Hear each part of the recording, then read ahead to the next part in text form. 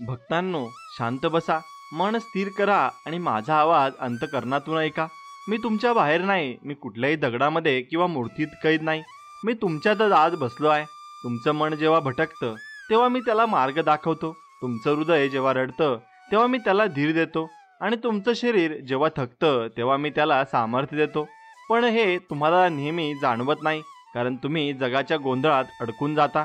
भक्तांनो, असेच प्रेमळ आणि गोड संदेश मिळवण्यासाठी आपल्या चॅनलला सबस्क्राईब करा आणि बाजूला असलेली घंटी दाबा आणि आपल्या व्हिडिओला एक लाईक करून कमेंटमध्ये श्री स्वामी समर्थ, जय जय स्वामी समर्थ असं नक्कीच टाईप करा. स्वामी तुमच्याशी बोलतायत. भक्तांनो, मी तुम्हाला आज एक गुपित सांगतो. तुमचं खरं सामर्थ्य तुमच्या श्रद्धेत आहे. पैसा, पद, सत्ता, मान सन्मान हे सगळं क्षणभंगूर आहे. आज आहे, उद्या नाही. पण श्रद्धा ही शाश्वत आहे. तीच तुम्हाला मला जोडते. आणि जेव्हा तुम्ही अंधारात उभे राहता आणि तुम्हाला कुठलाही मार्ग दिसत नाही, तेव्हा लक्षात ठेवा की श्रद्धेचा एक दिवा पेटलेला की अंधार आपोआप नाहीसा होतो. आणि मी तो दिवा आहे. तुम्ही अनेकदा विचारता, का माझ्या जीवनात इतके दुःख आहेत, का एवढ्या कसोट्या आहेत? भक्तांनो, मी तुम्हाला सांगतो की प्रत्येक कसोटी ही माझ्या हातून दिलेली शिकवण आहे. मी तुम्हाला शिक्षा देत नाही, मी तुम्हाला तयार करतो. जसं सोनं आगीत तापवलं जातं तसंच तुमचं जीवन संकटातून तपवलं जातं. तेव्हा हार मानू नका, कारण प्रत्येक वेदनेनंतर मीच तुम्हाला मिठीत घेतो. प्रत्येक अपयशानंतर मीच तुम्हाला नवा मार्ग दाखवतो. भक्तांनो, या जगात कोणीही परिपूर्ण नाही. प्रत्येकाच्या आयुष्यात चुका आहेत, दोष आहेत, पण मी त्या दोषांकडे पाहत नाही. मी तुमच्या अंतःकरणाकडे पाहतो. जर तुमचं मन स्वच्छ असेल, तुमची भावना खरी असेल, तर मी नेहमी तुमच्याजवळ उभा राहतो. मला मोठ्या मंदिराची गरज नाही, मोठ्या पूजेची अपेक्षा नाही. मला फक्त एवढंच हवं आहे की तुम्ही मनापासून माझ्यावर विश्वास ठेवा. जेव्हा तुम्ही थकता तेव्हा माझं नाव घ्या. जेव्हा तुम्ही रडता तेव्हा माझ्या चरणात मन मोकळं करा. जेव्हा तुम्ही आनंदी होता तेव्हा माझ्याशी वाटा. आणि कारण मी फक्त कठीणच काळातच नाही, तर प्रत्येक क्षणी तुमच्या सोबत आहे. तुम्ही मला हाक दिलीत की मी धावून येतो. कधी तुम्हाला दिसेन, कधी फक्त जाणवेन, पण मी येतोच, हे नक्कीच आहे. भक्तांनो, या जगातील प्रत्येक गोष्ट बदलते, पण मी बदलत नाही. लोकांचा स्वभाव बदलतो, नाती बदलतात, परिस्थिती बदलते, पण माझं प्रेम तुमच्यासाठी कधीच बदलत नाही. तुम्ही कितीही दूर गेलात तरी माझ्या मिठीत परत येण्यासाठी मी नेहमी उभा असतो. तुम्ही कितीही चुका केल्या तरी मी कधीही दार बंद करत नाही, कारण तुम्ही माझे भक्त आहात. आणि माझ्या दृष्टीने भक्त म्हणजेच माझा अंश आहे. तुमच्या मनात भीती असेल तर ती सोडा. मीच तुमचं रक्षण करणार आहे. तुम्ही कितीही अडचणीत असाल, कितीही वादळ आली, तरी लक्षात ठेवा, मी तुमच्या नौकेचा कर्णधार आहे. ती नौका कधी बुडणार नाही. हो, लाटा येतील, वारे वाहतील, पण मी सुकाणू धरला आहे. आणि म्हणून घाबरू नका. श्रद्धेच्या पताका उंच ठेवा. भक्तांनो, माझ्या चरणात जे येतात त्यांचं जीवन बदलतं. ते गरीब असोत किंवा श्रीमंत, शहाणे असोत किंवा साधे, विद्वान असोत किंवा अडाणी, माझ्यासाठी ते सारे समान आहेत. मी रक्त, जात, भाषा, वंश बघत नाही. मी फक्त हृदय बघतो. म्हणून कोणताही भेदभाव नका करू. प्रत्येक जीवामध्ये मी आहे. दुसऱ्याला दुखावलं म्हणजे मला दुखावलं, दुसऱ्याला मदत केली म्हणजे मला मदत केली. मी तुम्हाला सांगतो, दान करा पण अहंकाराशिवाय, प्रेम करा पण अपेक्षेशिवाय, सेवा करा पण प्रसिद्धीच्या मोहाशिवाय. कारण खरी सेवा ही निस्वार्थ असते. त्यातूनच मी प्रसन्न होतो. तुमचं हृदय जितकं निर्मळ होतं तितकंच मी तुम्हाला जवळ घेतो. भक्तांनो, तुमच्या स्वप्नात आलो. तुमच्या मनातल्या प्रत्येक प्रश्नाचं उत्तर दिलं. तुम्हाला वाटलं की तो तुमचा विचार आहे, पण ती माझीच प्रेरणा होती. तुम्हाला वाटलं की तुम्ही एक निर्णय घेतलात, पण ती माझीच दिशा होती. तुम्हाला वाटलं की मी तुम्हाला स्वतःला वाचवलं, पण ती माझीच कृपा होती. आजपासून तुम्ही एक गोष्ट लक्षात ठेवा, मी तुमच्याशी बोलतो आहे. हा आवाज बाहेरून नाही, आतून येतो आहे. तो माझा आहे.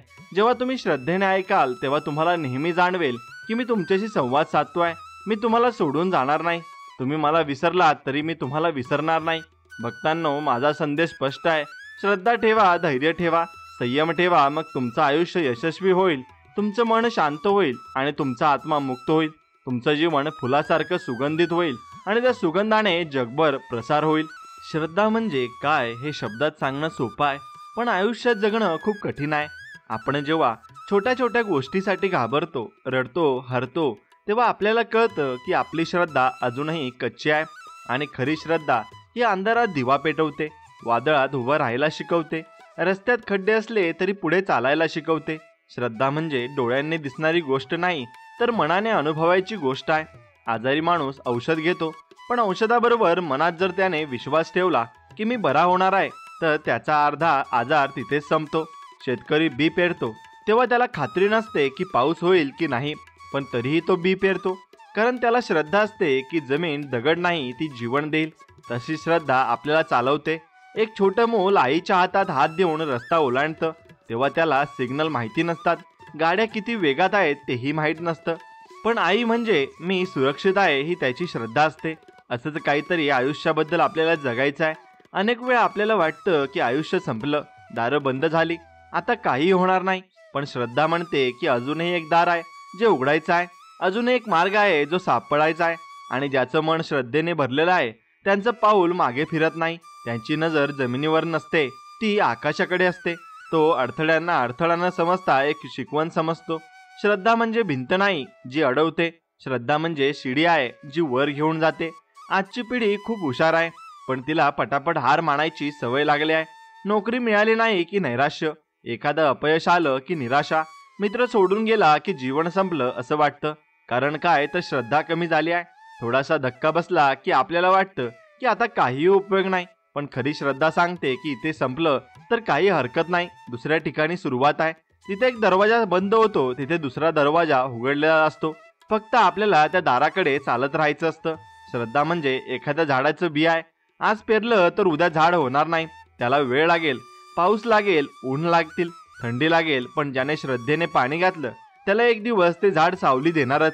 श्रद्धा नसलेल्या माणसाला आयुष्य अंधार वाटतं, श्रद्धा असलेल्या माणसाला अंधारातही तारका दिसतात.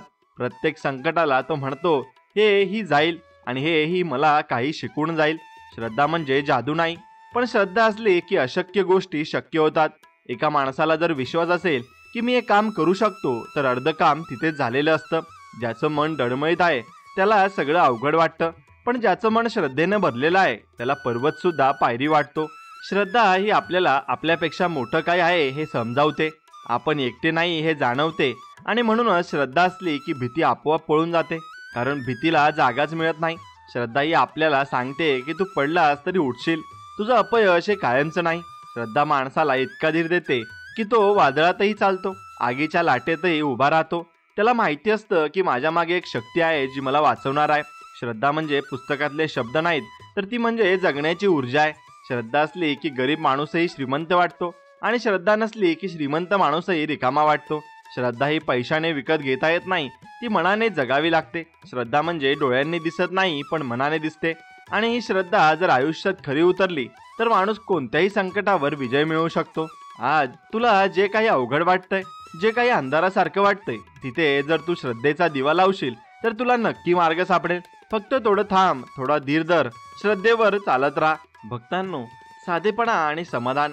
साधेपणा हा शब्द खूप छोटा आहे, पण त्याचा अर्थ आयुष्याच्या सगळ्या मोठ्या प्रश्नांची उत्तरं देतो. साधेपणा म्हणजे काय, तर गरज तितकीच ठेवणं, दिखावा न करणं, स्वतःला जे आहे त्यात समाधानी ठेवणं, आणि याच साधनेपणातून माणूस मोठा होतो. आजच्या काळात बघ, सगळ्यांना जास्ती हवंय, मोठं घर हवंय, महागडी गाडी हवी, नाम कमवायचंय, फोटोमध्ये झळकायचंय, लोकांनी टाळ्या वाजाव्यात असं हवंय. पण हे सगळं मिळालं तरी मन मात्र रिकामं राहतं, कारण माणूस साधेपणा विसरतो. साधेपणा म्हणजे स्वतःला जसं आहे तसं स्वीकारणं, आयुष्याला जसं आहे तसं मांडणं. साधेपणा म्हणजे जास्त नको, पण जे आहे त्यातही खरा आनंद शोधणं. आज तुला एक उदाहरण सांगतो. नदीचा प्रवाह बघ, पाणी वाहतं ते शांत असतं, साधं असतं. ते पाणी लोकांना तहान भागवून जातं, पिकांना जीव देतं आणि झाडांना हिरवळ देतं. पण जर त्याच पाण्याने वादळ घेतलं तर ते सगळं वाहून नेतं. साधेपणा म्हणजे त्या शांत प्रवाहासारखं असणं, जे कुणालाही त्रास देत नाही, पण सगळ्यांना उपयोगी पडतं. साधेपणात एवढं सामर्थ्य आहे की मोठमोठ्या माणसांना पण त्यांचं महत्त्व मान्य करावं लागतं, कारण साधा माणूस लोकांच्या हृदयात जागा करतो. दिखावेखोर माणूस फक्त लोकांच्या नजरेत काही काळ चमकतो आणि नंतर विसरला जातो. समाधान म्हणजे काय? समाधान म्हणजे थांबणं नाही, तर मिळालेल्या गोष्टींचं मूल्य जाणणं. एक माणूस जर गरीब आहे तरी जर त्याच्या मनात समाधान आहे तर तो श्रीमंतासारखा जगतो, आणि एक श्रीमंत माणूस जर समाधान नसलेला आहे तर तो भिकाऱ्यासारखा जगतो. समाधान म्हणजे मनाची अवस्था आहे, जी बाहेरच्या वस्तूंवर नाही तर आतल्या विचारांवर अवलंबून आहे. तुला जे आहे त्यात समाधान असेल तर तू आनंदी राहशील. तुला कितीही मिळालं पण समाधान नसेल तर तू कधीही आनंदी राहणार नाहीस. आज लोकांचं आयुष्य एवढं गुंतागुंतीचं झालंय की साधेपणा विसरलेत. एखाद्या जेवणात जर भाकरी आणि भाजी असेल तर ते जेवण तृप्त करतं, पण लोक म्हणतात मला 5 पदार्थ हवे, डझनभर मिठाई हवी, महागडं जेवण हवं, आणि शेवटी ते पोटभर खाऊनही असमाधानी राहतात. उलट जो माणूस साध्या भाकरीत आणि कांद्यात आनंद घेतो त्याला खरं समाधान मिळतं, कारण त्याला कमी असूनही जास्त वाटतं. समाधान असलेल्या माणसाला आयुष्य हलकं वाटतं आणि समाधान नसलेल्या माणसाला आयुष्य हे ओझं वाटतं. साधेपणा हा फक्त कपड्यात नसतो, तो विचारात असतो, बोलण्यात असतो, वागण्यात असतो. मोठमोठ्या शब्दांनी नाही तर साध्या साध्या शब्दांनी माणूस मन जिंकतो. जे लोक फार मोठं बोलतात त्यांच्यावर लोकांचा विश्वास राहत नाही, पण जो साधा सरळ बोलतो त्याच्यावर लोक मनापासून विश्वास ठेवतात. साधेपणा म्हणजे आपली ओळख लपवणं नाही तर खरी ओळख दाखवणं आहे. जसं आहे तसं जगणं आहे. समाधान आणि साधेपणा हे दोन्ही एकत्र येतात. समाधान असलं की माणूस साधा राहतो आणि साधेपणा असला की माणूस समाधानी राहतो. या दोन्ही गुणांमध्ये एवढं सामर्थ्य आहे की माणसाचं आयुष्य खऱ्या अर्थाने सुखी होतं. पैसा आला की लोकांना वाटतं आता आपण मोठे झालो, पण खरा मोठेपणा हा साधेपणात आहे. जे माणूस स्वतःला जास्त दाखवत नाही तेच खरे मोठे असतात, कारण ते प्रेमाने आणि मनाने उंच असतात. समाधान हा शब्द म्हणजे थांबून बसणं नाही तर आभार मानणं आहे. जे आहे त्याबद्दल धन्यवाद मानणं आहे. एखाद्या शेतकऱ्याला जर 2 पोती धान्य मिळालं तर तो देवाचे आभार मानतो. एखाद्या माणसाला नोकरी मिळाली तर तो आभार मानतो. हे समाधान आहे. आजकाल लोकांना समाधान कमी झालंय, कारण तुलना झाली आणि तुलना जास्तच झाली. त्याच्याकडे काय आहे माझ्याकडे नाही, तो कुठे पोहोचला मी मागे राहिलो, असं सतत विचारत राहिलं की समाधान संपतं आणि असमाधानी माणूस कधीही सुखी राहू शकत नाही. साधेपणाने राहणारा माणूस जगाच्या नजरेत कदाचित फार मोठा दिसत नाही, पण त्याचा चेहरा आनंदी असतो, त्याची झोप गोड असते, त्याच्या मनात भीती नसते, त्याला दिखाव्याची चिंता नसते. तो जसा आहे तसा जगतो आणि हेच खरंच सुख आहे. किती लोक बघतो आपण महागडी गाडी, मोठं घर, पण चेहऱ्यावर हसू नाही, झोप लागत नाही, कारण समाधान नाही, साधेपणा नाही. दुसरीकडे एखाद्या गरीब माणसाकडे बघ, तो झोपडीमध्ये राहतो पण हसत राहतो, कारण त्याच्या मनात समाधान आहे, त्याचं हृदय स्वच्छ आहे, त्याच्या आयुष्यात साधेपणा आहे. साधेपणा हा फक्त विचारसरणी नाही तर तो जीवनाची कला आहे. जितकं साधं जगशील तितकं आयुष्य सोपं होईल, जितकं गुंतागुंतीचं जगशील तितकं आयुष्य कठीण होईल. आजकाल लोकांनी आपलं आयुष्य इतकं अवघड करून ठेवलंय की छोट्या छोट्या गोष्टींसाठी त्रास होतो, पण ज्याने साधेपणा अंगीकारला त्याला काहीही अवघड वाटत नाही. त्याला जे मिळालंय त्यात समाधान मिळतं आणि तो आनंदाने जगतो आणि जीवनामध्ये पुढे जात असतो. आणि अशा माणसांसोबत स्वामी सुद्धा सोबत असतात आणि स्वामी आपल्या पाठीशी कायम असतात. फक्त आपण ते ओळखलं पाहिजे, आणि एकदा का आपण ते ओळखलं की आपल्या मनाला शांतता आणि सुख हे लाभत असतं. मित्रांनो, धैर्य आणि सहनशीलता आता आपल्याजवळ पाहिजेत. धैर्य हा शब्द खूप वेळा ऐकला जातो, पण त्याचं खरं सामर्थ्य संकटाच्या वेळी कळतं. सुखात बसलेला माणूस धैर्यवान नसतो, कारण त्याने अजून जीवनाची खरी परीक्षा दिलेली नसते. धैर्य म्हणजे वादळात उभं राहणं, धैर्य म्हणजे जखम झाल्यावरही पुढे चालणं, धैर्य म्हणजे 100 अपयशानंतरही एकदा अजून प्रयत्न करणं. जीवनात एक गोष्ट नक्की आहे, प्रत्येकाला संकट येणारच. कुणाचं आयुष्य सरळ रेषेत चालत नाही, सगळ्यांच्या वाट्याला काटे येतात, अंधार येतो, रस्ता बंद होतो, पण ज्यावेळी तो माणूस डगमगत नाही तोच खरा धैर्यवान असतो आणि ठरतो सुद्धा. धैर्य म्हणजे भीती नाहीशी करणं नाही, धैर्य म्हणजे भीती असूनही पुढे जाणं. भीती तर सगळ्यांना वाटते, पण भीतीच्या पलीकडे उभं राहणं हाच धैर्य आहे. सहनशीलता म्हणजे काय तर सहनशीलता म्हणजे दुखापत झाली तरी तक्रार न करणं, अपमान झाला तरी राग न धरणं, आयुष्यात कितीही वेदना आल्या तरी त्यांना शांतीने सहन करणं. अनेक लोकांना वाटतं की सहनशीलता म्हणजे कमकुवतपणा आहे, पण खरं सांगायचं तर सहनशीलता ही मोठ्या सामर्थ्याची खूण आहे. ज्याच्यात सहन करण्याची ताकद आहे त्याच्यात आयुष्य बदलण्याची ताकद आहे. सहनशीलता नसलेला माणूस छोट्याशा गोष्टींवर तुटतो, पण सहनशीलता असलेला माणूस वादळातही शांत उभा राहतो. धैर्य आणि सहनशीलता ही 2 पंख आहेत. या 2 पंखांनीच माणूस आयुष्याच्या आकाशात उडतो. फक्त धैर्य असेल आणि सहनशीलता नसेल तर माणूस उतावळा होतो आणि घाईघाईत निर्णय घेतो आणि चुकतो. पण सहनशीलता असेल आणि धैर्य नसेल तर माणूस आयुष्यभर सहन करतो पण पुढे जात नाही. म्हणून या दोन्ही गुणांचा संगम होणं आवश्यक आहे. जिथे धैर्य आहे तिथे सहनशीलता असलीच पाहिजे, आणि जिथे सहनशीलता आहे तिथे धैर्य हे असलंच पाहिजे. विचार कर, एक सैनिक सीमेवर उभा आहे, त्याला भीती वाटत नाही का? त्याला थंडी वाटत नाही का? त्याला घराची आठवण येत नाही का? पण तो सहन करतो, धैर्याने उभा राहतो, कारण त्याच्यात हे 2 गुण आहेत. म्हणून तो देशाचं रक्षण करू शकतो. एक आई बघ, ती आयुष्यभर मुलांसाठी किती कष्ट सहन करते, किती वेळा स्वतःच्या इच्छा मारते, पण तिच्या चेहऱ्यावर हसू असतं, कारण तिच्या मनात सहनशीलता आहे आणि मुलांच्या प्रेमासाठी ती धैर्याने उभे राहते. आणि प्रत्येकाच्याच आयुष्यात हे गुण लागतात, तेव्हा संकट पचवता येतात, अन्यथा माणूस तुटून जातो. धैर्य म्हणजे आयुष्याला सांगणं की तू मला हरवू शकत नाहीस. सहनशीलता म्हणजे आयुष्याला सांगणं की तू कितीही दुखाव पण मी खचणार नाही. या दोन गोष्टींनी मनुष्य आयुष्य जिंकतो. आता आज लोकांना धीर कमी झालाय. छोट्या गोष्टींनी लोक तुटतात.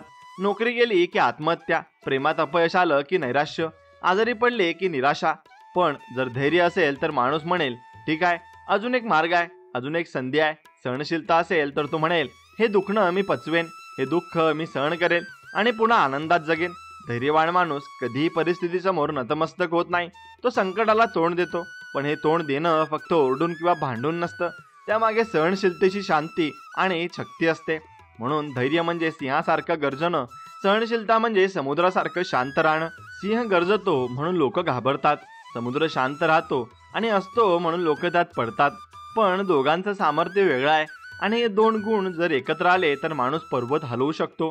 धैर्य म्हणजे अपयशानंतर पुन्हा उठून उभं राहणं. सहनशीलता म्हणजे अपमानानंतरही डोकं खाली न करता शांत राहणं. धैर्य म्हणजे लोकांना नाही म्हटलं तरी मी हो म्हणणं. सहनशीलता म्हणजे लोकांनी दोष दिला तरी हसून घेणं. धैर्य माणसाला पुढे नेतं, सहनशीलता माणसाला आतून मजबूत करतं. या दोन्हींच्या संगमाने माणूस खरा योद्धा होतो. जीवन म्हणजे रणांगण आहे.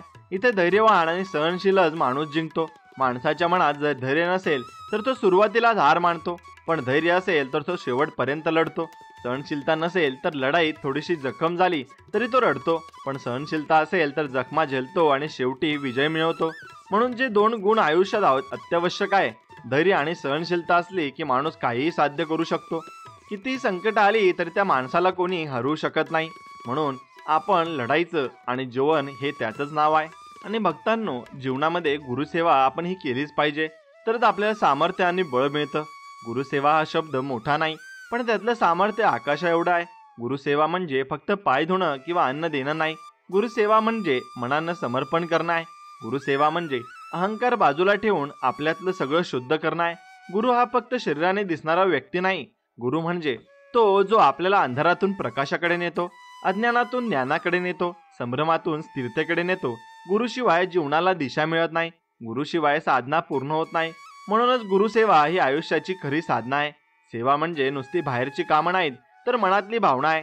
तू एखाद्याची सेवा करतोस म्हणजे तू त्याच्याशी एकरूप होतास आणि होतोस. त्याच्या पावलांवर विश्वास ठेवतोस, त्याच्या शब्दांना जीवनाचं ध्येय मानतोस. आणि गुरुसेवा हीच अशी असते, ती माणसाचं आयुष्य बदलते. गुरुसेवा म्हणजे समर्पण आहे. एखादं मूल शाळेत जातं तेव्हा ते गुरुजींवर विश्वास ठेवतं. ते जे शिकवतात ते खरं मानतं, त्यामुळेच ते शिकतं. पण जर मुलाला विश्वासच नसेल तर ते काही शिकू शकत नाही. तसंच आयुष्याच्या शाळेत गुरु म्हणजे मार्गदर्शक आहे. त्याच्या शब्दांवर विश्वास ठेवणं, त्यांच्या सांगण्याप्रमाणे चालणं, त्याला समर्पित होणं हाच गुरुसेवेचा मार्ग आहे. सेवा ही मनाच्या शुद्धीची प्रक्रिया आहे. आपण बाहेर काय करतो त्यापेक्षा आत काय भावना ठेवतो हे जास्त महत्वाचं आहे. गुरुसेवेचा अर्थ एवढाच नाही की रोज समोर जाऊन बसावं किंवा हात जोडावा, पण गुरुच्या शिकवणीनुसार आयुष्य जगणं हीच खरी सेवा आहे. गुरुसेवा करणारा माणूस कधीही रिकामा राहत नाही, कारण तो स्वतःला विसरतो आणि मोठ्या शक्तीशी जोडला जातो. गुरु हा सागर आहे आणि आपण जर सेवा केली तर त्या सागरातून थेंब आपोआप आपल्याकडे येतात.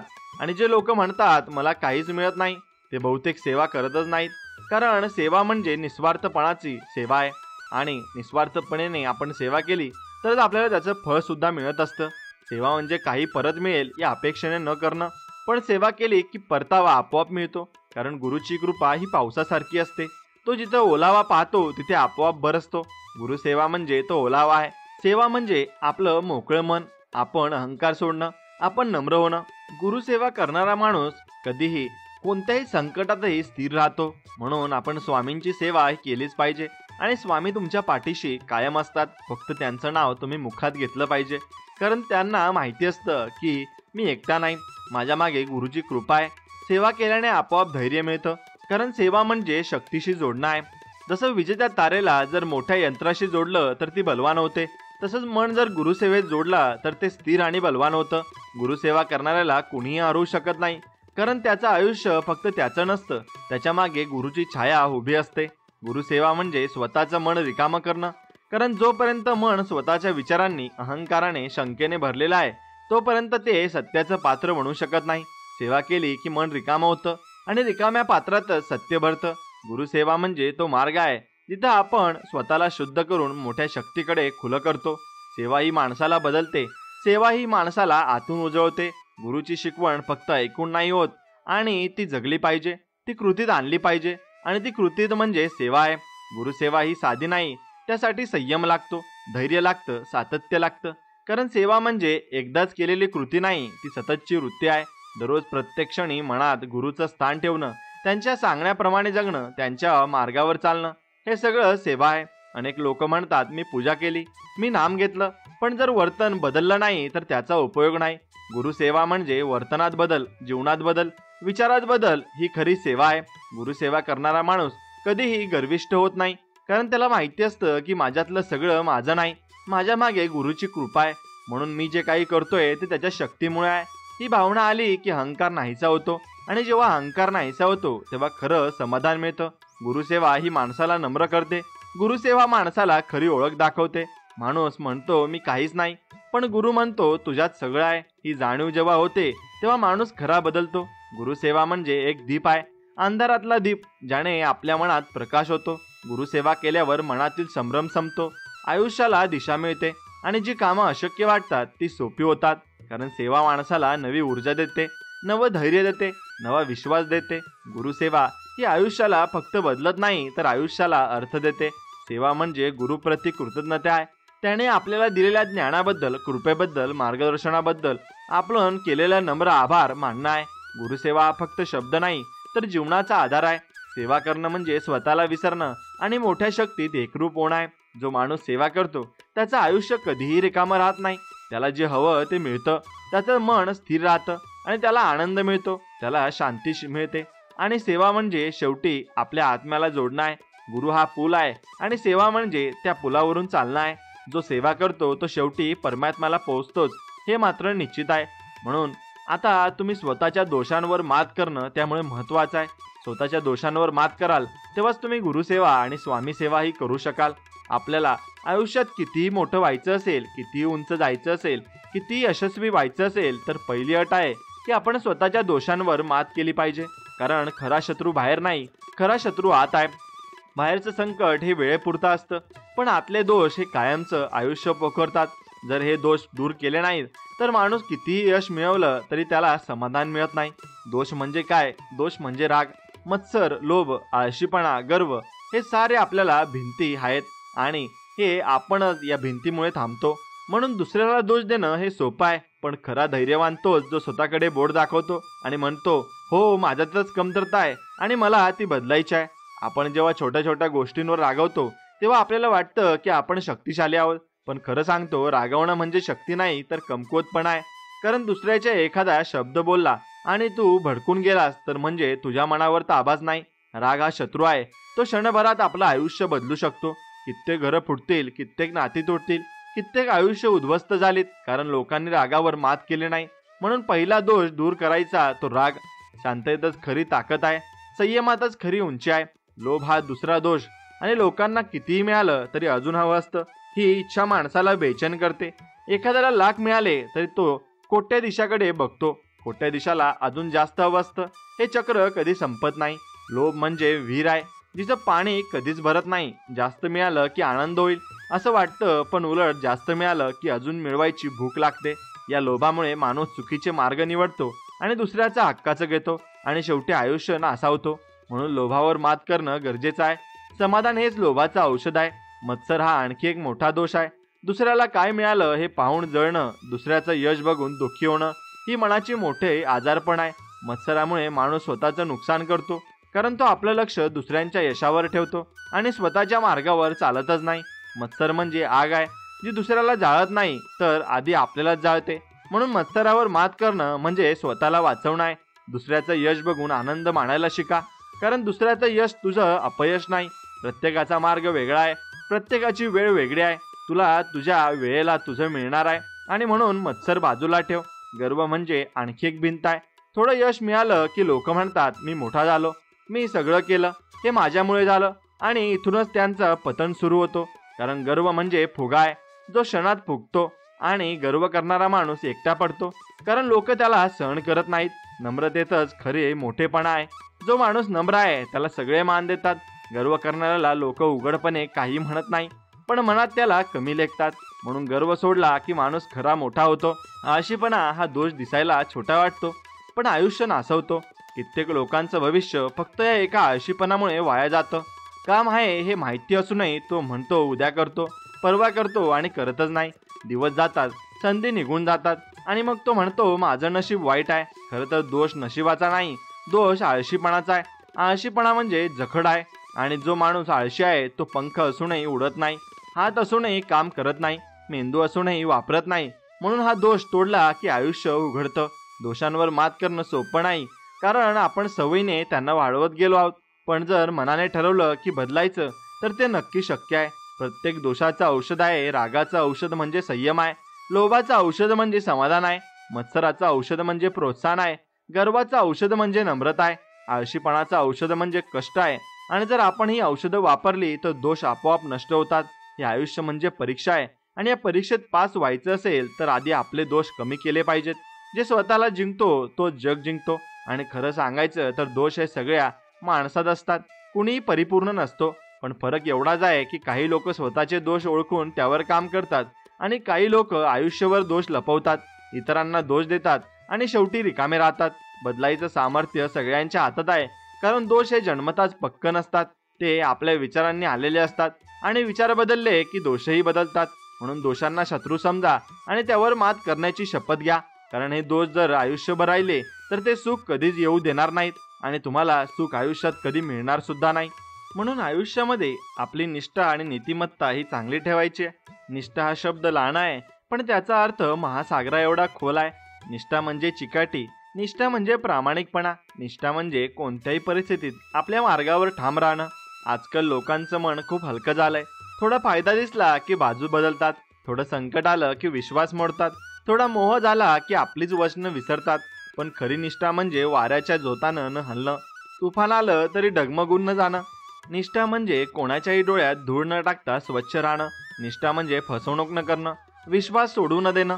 निष्ठा ही फक्त नात्यात नाही तर प्रत्येक गोष्टीत लागते. कामात निष्ठा हवी, साधनेत निष्ठा हवी, प्रार्थनेत निष्ठा हवी, मित्रांमध्ये निष्ठा हवी, स्वतःच्या ध्येयाबद्दल निष्ठा हवी. आणि ही निष्ठा ज्याच्यात आहे त्याचं आयुष्य कधीही वाया जात नाही. नीतिमत्ता म्हणजे काय? नीतिमत्ता म्हणजे सत्यावर टिकून राहणं. नीतिमत्ता म्हणजे चुकीचा मार्ग दिसला तरी त्याला न स्वीकारणं. लोकांनी कितीही मोह दिला तरी योग्य त्याचा मार्ग निवडणं. आजच्या काळात पैसा, कीर्ती, सोय, सत्ता यासाठी लोक नीतिमत्ता सोडतात, खोटं बोलतात, फसवतात, शॉर्टकट घेतात. पण हा सगळा आभास आहे. खोट्या मार्गाने मिळालेलं यश जास्त काळ टिकत नाही, पण नीतिमत्तेवर उभारलेलं आयुष्य कायम मजबूत राहतं. नीतिमत्ता म्हणजे आपलं आत्ममूल्य जपणं आहे. दुसऱ्यांच्या नजरेत मोठं दिसणं नाही, तर स्वतःच्या अंतःकरणात स्वच्छ राहणं आहे. नीतिमत्ता म्हणजे जे योग्य आहे हे तेच करणं आहे. आणि जर त्यासाठी कठीणाई आली तरी निष्ठा आणि नीतिमत्ता हे दोन गुण एकत्र आले की माणूस खंबीर बनतो. त्याचं बोलणं वजनदार होतं, त्याचा चेहरा तेजस्वी होतो. कारण लोकांना दिसतं की हा माणूस दळमळीत नाही, हा माणूस विकला जात नाही, हा माणूस वाकत नाही. आणि अशा माणसावर लोक विश्वास ठेवतात. आज जे लोक समाजात आदर्श ठरतात ते या दोन गुणांमुळेच ठरतात. कारण माणूस पैसा कमावून मोठा होत नाही, माणूस सत्ता मिळवून मोठा होत नाही, माणूस निष्ठा आणि नीतिमत्तेने मोठा होतो. एखाद्या नात्यात जर निष्ठा नसेल तर ते नातं फार दिवस टिकत नाही. एखाद्या कामात जर नीतिमत्ता नसेल तर ते काम टिकत नाही. एखाद्या समाजात जर निष्ठा आणि नीतिमत्ता नसेल तर तो समाज टिकत नाही. आणि एखाद्या राष्ट्रात जर हे गुण नसेल तर ते राष्ट्र टिकत नाही. इतकं महत्वाचं आहे हे दोन शब्द. माणूस कितीही शिकलेला असो पण नीतिमत्ता चांगली नसेल तर त्याचं शिक्षण काही कामाचं नसतं. माणूस कितीही श्रीमंत असो पण जर निष्ठा नाही तर त्याचा पैसा व्यर्थ आहे. म्हणून खरं तर हे दोन गुण प्रत्येकाने आयुष्याच्या मुळाशी बसवायला हवेत. निष्ठा म्हणजे एखादं झाड आहे, त्याला कितीही वारा आला तरी ते मुळावर घट्ट असतं. ते जमिनीतून अन्न घेतं आणि सगळ्यांना सावली देतं. नीतिमत्ता म्हणजे त्याचं फळ आहे, जे गोड असतं, लोक खातात, त्यांना तृप्ती मिळते. मुळं मजबूत असतील तर फळं गोड लागतं, आणि तसंच निष्ठा मजबूत असेल तर नीतिमत्ता गोड लागते. आणि या दोन्हींचं सामर्थ्य मिळालं की आयुष्य सुंदर होतं. निष्ठावान माणूस संकटातही आपल्या मार्गावर ठाम राहतो. लोक त्याला म्हणतात तू बदल, थोडं वाग, थोडं जुळून घे. पण तो म्हणतो नाही, माझं मन सांगतं हे योग्य नाही, म्हणून मी नाही करणार. हीच खरी ताकद आहे. लोक त्याला हसतात, त्याची थट्टा करतात. पण जेव्हा काळ येतो तेव्हा लोकांना कळतं की खरी उंची कोणाची आहे, आणि तेव्हा ते त्या माणसाला मान देतात. निष्ठा म्हणजे एक बी आहे. ते आज पेरलं तर उद्या झाड होत नाही, पण कालांतराने ते मोठं होतं, त्याला सावली येते, त्याला फळं येतात. तसंच नीतिमत्ता म्हणजे हळूहळू वाढणारी शक्ती आहे. ती दिसायला वेळ लागतो, पण जेव्हा दिसते तेव्हा सगळ्यांना तिथं सामर्थ्य मान्य करावं लागतं. आज लोकांना शॉर्टकट हवाय, पटकन यश हवाय, पटकन नाव हवाय, पटकन पैसा हवाय, म्हणून ते नीतिमत्ता सोडतात. पण ज्याने संयम सोडला आणि तो वाया गेला, आणि ज्याने संयम ठेवला, निष्ठा ठेवली, प्रामाणिकपणा ठेवला, आणि तो शेवटी खऱ्या अर्थाने मोठा होतो. कारण त्याच्या पायाभरणीत खोटं नसतं, त्याच्या पाया मजबूत असतो, आणि पायाचं सामर्थ्याचं घर हे टिकवत असतं. म्हणून निष्ठा आणि नीतिमत्ता हाच तो पाया आहे. खरं सांगायचं तर निष्ठा आणि नीतिमत्ता असली की आयुष्यात भीतीच राहत नाही.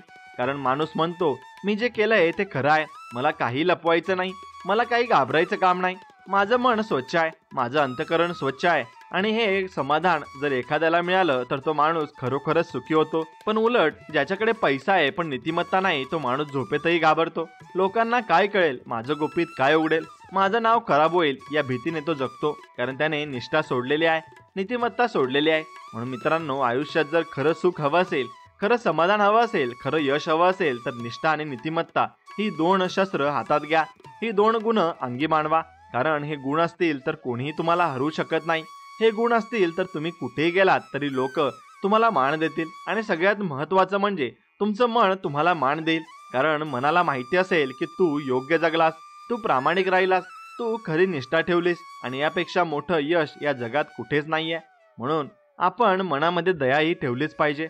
मनामध्ये दया असली की माणूस प्रत्येकाला प्रेमाने जपतो आणि प्रेमाने बोलतो. दया हा शब्द साधा वाटतो, पण त्यातलं सामर्थ्य हे अमाप आहे. दया म्हणजे फक्त कुणावर दयेने बघणं नाही. दया म्हणजे दुसऱ्यांच्या दुःखाला आपलं दुःख मानणं, दुसऱ्यांच्या जखमेवर आपला हात ठेवणं, दुसऱ्यांच्या अश्रूंमध्ये आपलं हृदय ओलावणं. जगात माणूस कितीही मोठा झाला, कितीही विद्वान झाला, कितीही श्रीमंत झाला, तरी जर दया नाही तर तो माणूस माणूसच नाही. दया हा माणुसकीचा गाभा आहे. दया नसलेला माणूस म्हणजे पाण्याविना नदी, फुलाविना झाड, सूर्याविना सकाळ. माणुसकीची ओळख पैशाने होत नाही, दयेने होते. जो माणूस दयेने जगतो त्याचं मन स्वच्छ राहतं, त्याचा चेहरा तेजस्वी दिसतो, त्याच्या बोलण्यातून मृदुता जाणवते, त्याच्या वागण्यातून प्रेम झळकतं. दया हा शब्द जितका गोड आहे तितकाच त्याची कृती गोड आहे. दया म्हणजे फक्त प्राण्यांवर किंवा गरिबांवरच नाही. दया म्हणजे प्रत्येकावर, प्रत्येक सजीवावर. एखाद्या लहान मुलाने चूक केली तर त्याला मारणं सोपं आहे, पण दया म्हणजे त्याला समजावणं. एखाद्याने चुकून आपल्याला त्रास दिला तर त्याच्यावर रागवणं सोपं आहे, पण दया म्हणजे त्याला क्षमा करणं. एखादा माणूस परिस्थितीमुळे वाईट वागतो, कठोर बोलतो, तेव्हा त्याच्यावर तिरस्कार करणं सोपं आहे, पण दया म्हणजे त्याच्या दुःखाला समजून घेणं आहे. दया म्हणजे दुसऱ्याच्या जागी उभं राहून पाहणं आहे. तो का तसं बोलला, का तसं वागला हे समजून घेणं आहे. ही दृष्टी आली की माणूस कधीही कठोर राहत नाही, तो मृदू होतो, त्याचं मन मोठं होतं. दयेने वागणारा माणूस कोणालाही कमी लेखत नाही, तो प्रत्येकाला आपलंसं करतो. कारण त्याला माहिती असतं की प्रत्येकाच्या आयुष्यात दुःख आहे, प्रत्येकाच्या मनात जखमा आहेत, प्रत्येकाच्या चेहऱ्यावर हसू असलं तरी आत अश्रू आहेत. आणि हे समजल्यावर त्याच्या मनात करुणा जागते. दया म्हणजे करुणा आहे, दया म्हणजे सहानुभूती, दया म्हणजे प्रेमाचा विस्तार आहे. आणि दयेनेच माणूस माणसाला जोडतो. दया नसली की माणूस माणसाला फाडतो, दया असली की माणूस माणसाला सांधतो. आणि दया हा गुण अंगीकारणं अवघड नाही, पण अहंकारामुळे आपण विसरतो. आपल्याला वाटतं मी मोठा आहे, मी श्रीमंत आहे, मी विद्वान आहे. पण दया शिकवते की खरे मोठेपण म्हणजे नम्र होणं, दुसऱ्याच्या वेदना समजून घेणं, दुसऱ्याला आधार देणं. माणूस कितीही कठोर असेल पण त्याचं हृदय जर दयेने मऊ झालं तर तो देवासारखा होतो. कारण देव म्हणजेच दया आहे, देव म्हणजेच करुणा आहे, देव म्हणजेच प्रेम आहे. आणि जो दया करतो त्याच्यात देव उतरतो. दया म्हणजे जगाला बदलणारी शक्ती आहे. युद्ध द्वेषातून होतात, पण दया असली की युद्ध थांबतं. नाती तुटतात अहंकारामुळे, पण दया असली की नाती जुळतात.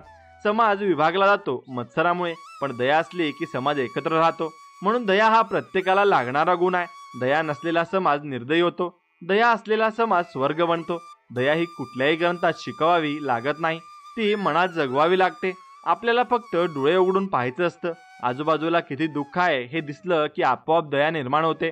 दयेचा आधार म्हणजे काय आहे, म्हणजे माणसाला माणूस म्हणून वागणं, दुसऱ्याचं दुःख कमी करणं, कुणाच्या डोळ्यातले अश्रू पुसणं, कुणाला हसवणं, कुणाला सोबत देणं. आणि हे लहान लहान कृती दयेच्या आहेत, पण त्यांचा परिणाम मोठा असतो. एक शब्दाने माणूस तुटतो आणि त्या शब्दाने माणूस सावरतो. कठोर शब्दाने कुणाचं आयुष्य उद्ध्वस्त होतं, पण दयेने बोलणारा शब्द कुणाचं आयुष्य बदलतो. दया म्हणजे ती ताकद आहे जी कठोर मनालाही वितळवते. दया म्हणजे ती किल्ली आहे जी बंद दार उघडते. आजच्या काळात माणूस जास्त बुद्धिमान झालाय, पण दयेपासून दूर गेलाय. म्हणून जगात हिंसा वाढली, स्वार्थ वाढलाय, तुटलेली नाती वाढले. जर दया असती तर जग इतकं थंड आणि कठोर दिसलं नसतं. दया असली की प्रत्येकाला दुसऱ्याचं दुःख आपलं वाटत असतं आणि मग हे जग खऱ्या अर्थाने घरासारखं झालं असतं. म्हणून प्रत्येकाने मनात दया जगवायला हवी, कारण दया म्हणजे शांतीचा आधार आहे. दया म्हणजे सुखाचा मार्ग आहे. दया म्हणजे माणुसकीचा खरा आधार आहे. दया हा गुण आपल्याला फक्त इतरांसाठी नाही तर स्वतःसाठीही हवा आहे. कारण जेव्हा आपण स्वतःवर दया करतो तेव्हा आपण स्वतःला दोष देणं थांबवतो, स्वतःच्या जखमा भरतो, स्वतःला माफ करतो आणि मग आपण इतरांवरही दया करू शकतो. म्हणून दया ही आतून सुरू होते आणि बाहेर पसरते. स्वतःवर दया, मग इतरांवर दया आणि मग जगावर दया, ही खरी वाट आहे. आणि या वाटेवर चाललं की माणूस फक्त माणूस राहत नाही, तो करुणेचा सागर बनतो. म्हणून जीवनामध्ये तुम्ही प्रत्येकावर दया करत चला आणि प्रेम करत चला. आणि तुमच्या मनामध्ये एवढा संकल्पशक्ती आणि तपशक्ती पाहिजे की तुम्ही प्रत्येक संकटात हार मानली नाही पाहिजे आणि प्रत्येक संकटात स्वामी तुमच्या सोबत उभे असतात, एवढं फक्त तुम्ही मनात ठाम ठेवून असलं पाहिजे. कारण तुम्ही मनात जर ठाम ठेवलं की स्वामी माझ्या सोबत आहेत, मला कोणीच काही करू शकत नाही आणि कोणीही मला हलवू शकत नाही, त्यामुळे तुम्ही बिनधास्त राहता आणि तुमच्या मनामध्ये खूप मोठी ताकद निर्माण होत असते. म्हणून संकल्पशक्ती म्हणजे माणसाचं खरं सामर्थ्य आहे. शरीर मजबूत असेल तर थोडं अंतर चालू शकतोस, पण जर मन मजबूत असेल तर तू कितीही लांबचा प्रवास करू शकतोस. म्हणून संकल्पशक्ती म्हणजे ठरवलं की हे करायचंच, कितीही मोठे अडथळे आले तरी मागे वळायचं नाही. संकल्पशक्ती म्हणजे मनाने दिलेला शब्द, स्वतःला दिलेली शपथ आणि कितीही संकट आली तर ती मोडायची नाही. आणि ही संकल्पशक्ती ज्याच्यात आहे तो माणूस आयुष्यात कोणतीही गोष्ट साध्य करू शकतो. एखादा विद्यार्थी जर मनाशी ठरवतो की मला अभ्यासात पहिलं यायचं आहे आणि रोज मेहनत करत राहतो तर शेवटी त्याला यश मिळतंच. एखादा शेतकरी जर मनाशी ठरवतो की यावर्षी कितीही दुष्काळ पडला तरी मी पिकं उगवणारच आणि हार मानत नाही, तर त्याच्या शेतात हिरवळ उगवते. एखादा माणूस जर मनाशी ठरवतो की मला माझे दोष बदलायचे आहेत आणि त्यासाठी रोज प्रयत्न करतो तर तो नक्की बदलतो. सगळं मनावर अवलंबून आहे. जर मनाने संकल्प केला तर पर्वत हलतात, समुद्र मार्ग देतो, आकाश झुकतं, कारण संकल्पशक्ती ही निसर्गापेक्षा मोठी असते. पण फक्त संकल्प करून चालत नाही, त्याला तपशक्ती जोडावी लागते. तप म्हणजे काय तर सातत्य, तप म्हणजे शिस्त, तप म्हणजे रोजच्या रोज आपल्याला ठरवलेल्या मार्गावर राहणं. तपशक्तीशिवाय संकल्प म्हणजे फक्त एक कल्पना आहे, पण तपशक्ती आली की संकल्प वास्तव होतो. एखादा माणूस जर रोज थोडं थोडं करून आपल्या ध्येयाकडे चालला तर कितीही मोठं ध्येय असो त्याला साध्य करता येतं. तपशक्ती म्हणजे आयुष्यभराचा निर्धार. हीच ती ज्योत आहे जी काळोखातही पेटती राहते. संकल्प केला की मी ध्यान करणार, पण 2 दिवस बसलो की तिसऱ्या दिवशी सोडलं तर तो संकल्प नाही. जर तपशक्ती असेल तर रोज बसतो, रोज ध्यान करतो, किती विचलन झालं तरी थांबत नाही आणि शेवटी मन शुद्ध होतं, विचार स्थिर होतात आणि ध्येय साध्य होतात. संकल्पशक्ती म्हणजे बाण आहे आणि तपशक्ती म्हणजे त्याचा धनुष्य आहे. बाण जरी तीक्ष्ण असला तरी धनुष्याशिवाय तो लक्ष्य गाठू शकत नाही. तसंच संकल्प जरी माणूस मजबूत असला तरी तपाशिवाय आणि तपशक्तीशिवाय त्याला फळ मिळत नाही. दोन्हींचा संगम झाला की माणूस अजय होतो. ज्याने संकल्प केला आणि तपशक्तीने त्याला साथ दिली तो कितीही अडथळ्यांना न जुमानता शेवटी पोहोचतोच. इतिहास साक्ष आहे की जे लोक मोठे झाले ते याच 2 शक्तींमुळे. एखादा संत होतो, एखादा राजा होतो, एखादा योद्धा होतो आणि त्याच्या जीवनात संकल्प होता आणि तपशक्ती होती, म्हणूनच त्यांनी जग बदललं. संकल्पशक्ती नसलेला माणूस वारंवार दिशा बदलतो. आज काहीतरी ठरवतो, उद्या काहीतरी वेगळं ठरवतो, परिणामी काहीच साध्य होत नाही. आणि तपशक्ती नसलेला माणूस सुरुवात करतो पण अर्ध्यावर थांबतो, म्हणजेच ना त्याला सुरुवातीचा फायदा मिळतो ना शेवटचं फळ मिळतं. म्हणून संकल्प आणि तप ही दोन्ही शस्त्र एकत्र हवीत. संकल्प केला की रोज 5 किलोमीटर धावायचं, पण तपशक्ती नसेल तर 2 दिवसांनी थांबशील. संकल्प केला की रोज प्रार्थना करायची आहे, पण तपशक्ती नसेल तर 2 आठवड्यांनी विसरशील. तपशक्ती म्हणजे आठवण आहे, तपशक्ती म्हणजे जागरूकता आहे आणि तपशक्ती म्हणजे स्वतःवर घेतलेली जबाबदारी आहे. आजच्या काळात संकल्प करायला लोक तयार असतात, पण तपशक्ती कमी पडते, म्हणून लोकांचं आयुष्य अधुरं राहतं. एखादा म्हणतो मला इंग्रजी शिकायचं आहे, सुरुवात करतो पण मध्येच थांबतो. एखादा म्हणतो मला व्यवसाय करायचा आहे, सुरुवात करतो पण 2 अपयश आले की थांबतो. एखादा म्हणतो मला व्यसन सोडायचं आहे, ठरवतो पण 2 दिवसानंतर पुन्हा जुन्याच सवयींमध्ये जातो. कारण संकल्प आहे पण तपशक्ती नाही. जर तपशक्ती असेल तर संकल्प दगडावर कोरल्यासारखा होतो आणि तो कुठेही हलत नाही. मग परिस्थिती काही असो, माणूस डगमगत नाही. संकल्पशक्ती आणि तपशक्ती असलेला माणूस स्वतःला जिंकतो आणि जो स्वतःला जिंकतो तो जग जिंकतो. कारण बाहेरच्या अडथळ्यांपेक्षा आतले अडथळे जास्त भयंकर असतात. आळशीपणा, भीती, लोभ, मत्सर हे सारे आतले शत्रू आहेत. पण संकल्पशक्ती म्हणजे मी यांना हरवणार, तपशक्ती म्हणते मी रोज लढणार. आणि जेव्हा हा लढा सतत चालतो तेव्हा शेवटी विजय आपलाच होतो. संकल्पशक्ती आणि तपशक्ती हे देवाने दिलेली देणगी आहे, ती आपण निर्माण करायची असते. एखादा साधक रोज साधना करतो, त्याला सुरुवातीला मन स्थिर होत नाही, पण तो थांबत नाही. कारण त्याला माहिती असतं की तपशक्तीनेच मन जिंकता येतं. रोज 1 मिनिट बसला म्हणजे मग 2 मिनिट, मग 1 तास, मग आणि शेवटी त्याचं पूर्ण मन स्थिर होतं. हीच तपशक्ती आहे. संकल्पशक्ती आणि तपशक्ती म्हणजे एक दिवा आहे. दिव्याला वात लावतो ती संकल्पशक्ती आहे आणि तेल लागतो ते तपशक्ती आहे. वात असेल पण तेल नसेल तर दिवा लगेच विझतो. तेल असेल पण वात नसेल तर दिवा पेटतच नाही. पण दोन्ही असतील तर दिवा लखलखतो आणि तो अंधार दूर करतो. माणसाचं आयुष्यही असंच आहे. संकल्प आणि तप दोन्ही असतील तर आयुष्य उजळून निघतं, नाहीतर अंधारच राहतो. म्हणून जर खरंच मोठं व्हायचं असेल, खरंच यशस्वी व्हायचं असेल, खरंच समाधानी व्हायचं असेल तर मनाशी ठरव आणि त्या ठरावाला तपशक्तीने रोज जिवंत ठेव. अहंकार हे करू नको आणि अहंकाराचं पूर्णपणे आपण नाहीटन केलंच पाहिजे. आणि नाहीसा अहंकार आपण केला की मनामध्ये शांतता राहते. म्हणून अहंकार हा शब्द जितका गोड वाटतो तितकाच तो आतून विषारी आहे. अहंकार म्हणजे मीच मोठा, मीच श्रेष्ठ, मीच सगळं करू शकतो ही भावना. पण खरी गोष्ट अशी आहे की अहंकार हा माणसाचा सर्वात मोठा शत्रू आहे. अहंकार माणसाला अंध करतो, त्याला सत्य दिसू देत नाही. अहंकारामुळे माणूस दुसऱ्याला कमी लेखतो, स्वतःला उंच समजतो आणि हळूहळू स्वतःच्या पतनाकडे चालतो. अहंकार म्हणजे काचेसारखा आहे, वरून चमकतो पण आतून पोकळ असतो. अहंकार माणसाच्या मनात आला की तो आपली खरी किंमत विसरतो. त्याला वाटतं की मीच या जगाचा केंद्रबिंदू आहे, बाकी सगळं माझ्या भोवती फिरतं. पण सत्य वेगळं आहे. सूर्य नसेल तर पृथ्वीवर जीवनच नाही, पाणी नसेल तर आपण जगू शकत नाही, हवा नसेल तर आपण श्वासही घेऊ शकत नाही. म्हणजेच आपण काहीच नाही. पण अहंकार सांगतो तुझं सगळं आहेस आणि हाच अहंकार माणसाला नाशाच्या वाटेला नेतो. अहंकाराचा नाश करणं हे प्रत्येकासाठी आवश्यक आहे. कारण अहंकार हा वादांची, तट्यांची, दुःखांची आणि तुटलेल्या नात्यांची मुळं आहे. कित्येक वेळा आपण बघतो की 2 मित्र भांडतात कारण काय तर एका मित्राने दुसऱ्याचा अपमान केला आणि अहंकाराला धक्का बसला. कित्येक वेळा पती पत्नीमध्ये वाद होतात कारण अहंकारमध्ये येतो आणि कुणी माफी मागत नाही कारण अहंकार थांबवतो. शेवटी नातं तुटतं, घर उद्ध्वस्त होतात. अहंकार म्हणजे आग आहे, जळणं दुसऱ्याचं नाही तर स्वतःचं होतं. अहंकारामुळे कित्येक साम्राज्य नष्ट झाले आहेत, कित्येक राजे नामशेष झालेत कारण त्यांनी नम्रता सोडली आहे आणि अहंकार अंगीकारला. जो माणूस अहंकाराला जगतो तो लोकांच्या मनात नाही टिकत, पण जो माणूस नम्रतेने जगतो तो कायम स्मरणात राहतो. अहंकार कसा कमी करायचा तर पहिली गोष्ट म्हणजे स्वतःकडे बघणं. आपण किती लहान आहोत हे जाणणं, या विश्वात आपण किती नगण्य आहोत हे समजणं. लाखो तारे आहेत, अब्जावधी ग्रह आहेत, आपण एका छोट्याशा धुळकणावर जगतोय, तरी अहंकार सांगतो की तू खूप मोठा आहेस. आणि ही किती विनोदी गोष्ट आहे. दुसरी गोष्ट म्हणजे स्वतःच्या यशाला आपलं मानू नये. आपण जे मिळवलं ते फक्त आपल्या प्रयत्नाने नाही, कित्येक लोकांच्या मदतीने ते शक्य झालंय. आपल्या आईवडिलांनी आपल्याला घडवलंय, शिक्षकांनी शिकवलंय, समाजाने संधी दिली, निसर्गाने अन्न दिलं. जर हे सगळं नसतं तर आपण काहीच नसतो. म्हणून अहंकाराचा नाश करण्यासाठी कृतज्ञता अंगीकारावी लागते आणि जे आहे ते माझं नाही तर सगळ्यांचं आहे ही भावना आली की अहंकार तुटतो. अहंकार कमी करण्याचा आणखी एक मार्ग म्हणजे सेवा आहे. जेव्हा आपण दुसऱ्याची सेवा करतो तेव्हा आपोआप अहंकार कमी होतो. कारण सेवा म्हणजे नम्रता आहे, सेवा म्हणजे दुसऱ्याला मोठं मानणं आहे आणि सेवा म्हणजे स्वतःला बाजूला ठेवणं. आणि जेव्हा आपण एखाद्याच्या पायाशी बसून त्याला मदत करतो तेव्हा अहंकाराला जागाच राहत नाही. म्हणून सेवेतून अहंकाराचं विघटन होतं. आणि एक मार्ग म्हणजे ध्यान आहे.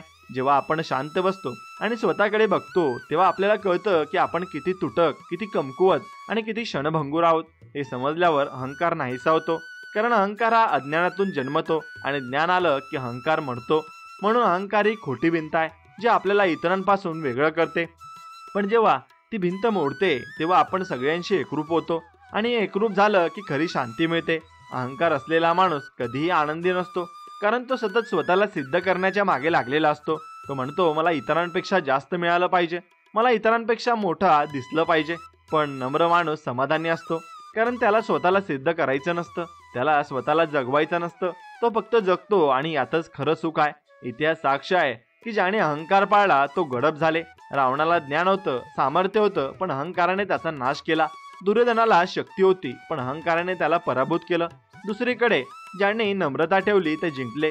नम्रता म्हणजे कमजोरी नाही, नम्रता म्हणजे सामर्थ्य. कारण अहंकाराने माणूस वर जात नाही, नम्रतेने माणूस लोकांच्या हृदयात जातो आणि तेच खरं यश आहे. अहंकार मोडणं म्हणजे स्वतःला हरवणं नाही, तर स्वतःला सापडणं आहे. अहंकारामुळे आपण खोटं जगतो, खोटी ओळख निर्माण करतो, पण जेव्हा अहंकार तुटतो तेव्हा खरी ओळख समोर येते आणि ती ओळख म्हणजे आत्मा, जो शुद्ध आहे, जो विशाल आहे, जो नम्र आहे. अहंकार कधीच आपल्याला पूर्ण होऊ देत नाही, तो सतत भुकेला ठेवतो. अजून हवं, अजून जास्त हवं, अजून मोठं हवं. पण जेव्हा अहंकार विघटित होतो तेव्हा माणूस म्हणतो जे आहे ते पुरेसं आहे आणि तेव्हाच त्याला समाधान मिळतं. म्हणून मित्रांनो, अहंकाराला जपणं म्हणजे स्वतःला जाळणं आहे. अहंकाराला सोडणं म्हणजे स्वतःला वाचवणं आहे. जितक्या लवकर अहंकार मोडाल तितक्या लवकर शांती मिळेल. जितक्या लवकर नम्रता स्वीकाराल तितक्या लवकर आनंद मिळेल. अहंकार मोडणं सोपं नाही, पण शक्य आहे. रोज स्वतःला आठवण द्या की मी काहीही नाही, माझ्याकडे जे आहे ते वरून दिलंय, मी फक्त एक निमित्त आहे. ही भावना आली की अहंकार नाहीसा होईल आणि एकदा अहंकार विघटित झाला की जीवनाचं खरं सौंदर्य समोर येईल. मग माणूस फक्त जगत नाही तर जगवतो, फक्त घेत नाही तर देतो, फक्त स्वतःला पाहत नाही तर सगळ्यांना पाहतो. आणि हेच खरं जीवन आहे. आणि असंच जीवन आपण आनंदाने आणि उत्साहाने जगलं पाहिजे. आणि असं जीवन जगलं की माणूस स्वतःला विसरतो आणि देहभान हरपतो आणि पूर्णपणे आनंदामध्ये तो जगत असतो. म्हणून असंच जगणं तुम्ही ठेवा आणि स्वामींची मनोभावाने सेवा करा आणि जीवनामध्ये प्रत्येकाला आनंद द्या. असं जगायचं असेल तर स्वामीही तुमची मदत पूर्णपणे करतील आणि स्वामी तुमच्या पाठीशी उभे राहतील. चला तर मग आता हा संदेश जर तुम्हाला मनापासून आवडला असेल तर व्हिडिओला एक लाईक करा आणि कमेंटमध्ये श्री स्वामी समर्थ लिहा आणि आपल्या चॅनलला सबस्क्राईब करून बाजूला असलेली घंटी दाबा. आणि तुम्ही या व्हिडिओला पुढे तुमच्या मित्रमैत्रिणींसोबत शेअर नक्कीच करा. चला तर मग भेटूया अशाच एका गोड संदेशामध्ये आणि पवित्र संदेश व्हिडिओमध्ये. तोपर्यंत श्री स्वामी समर्थ. जय जय स्वामी समर्थ. जय श्रीराम. हर हर महादेव. ओम लक्ष्मे नमः. धन्यवाद.